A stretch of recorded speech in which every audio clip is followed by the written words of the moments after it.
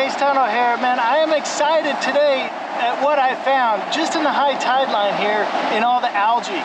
It's a sea hare, also called a sea slug. And these are basically a snail without a shell, although they do have an internal shell. But they float around, free floating in the water, and they have these wings on them that looks like they're flying through the water. One of the most amazing animals you'll ever see, and honestly, it's my favorite animal in the ocean. This one in particular is called the mottled sea hare, and you can tell why they call it that, because it looks mottled all over it. These things can get up to 15 inches long.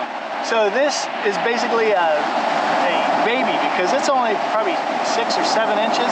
So they can get more than twice this size.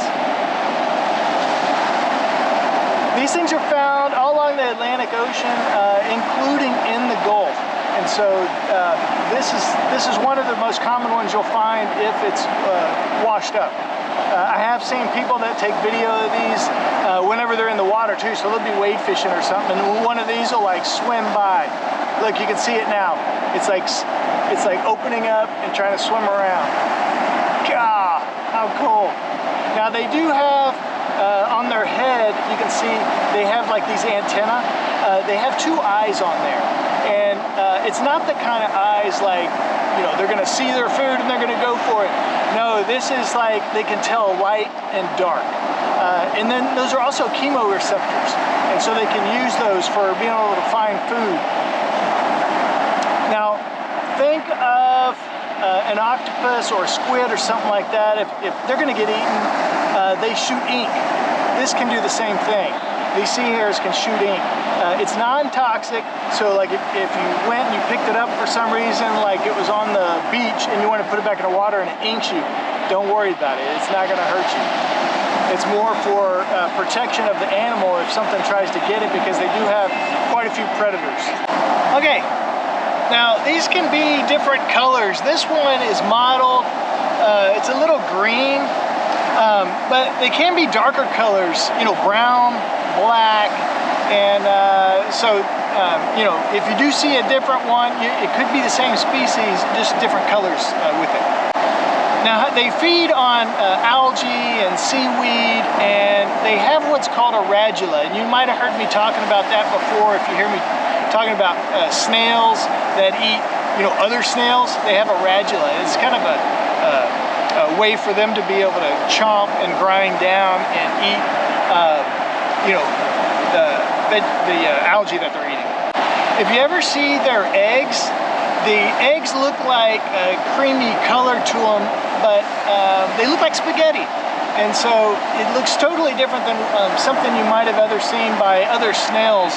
Whenever you see some snails, like say some of the conchs, they might look like flowers, or they might look like snakes with no skin on them. This one is more like spaghetti when you see it. Now they look real meaty, right? And so they do have a lot of predators. When they wash up, birds can get them, coyotes. When they're in the water, crabs, sea turtles, even lobsters like to eat these things. Now, they don't bite or sting. So when I found this one, it was actually in the high tide line. It was dried out. I thought it was dead already. So I went, I picked it up, I put it in the water, and man, it came alive. And I think that's one of the cool things that I'd like to tell you is, like, whenever you go to the beach, always keep a glass, keep a cup or something like that you can put water in, because even though you think something might be dead, you can put it into water and see if it comes alive. And there's lots of examples where I've shown that. Now, you might think that, oh, it's a snail, people eat those, right? Well, you don't want to eat these, and there's one big reason. They feed on algae and they feed on seaweed, things like that.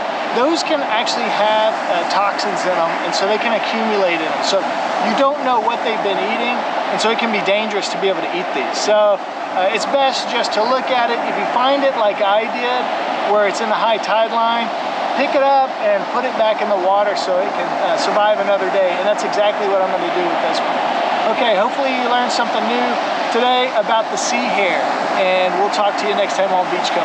Bye.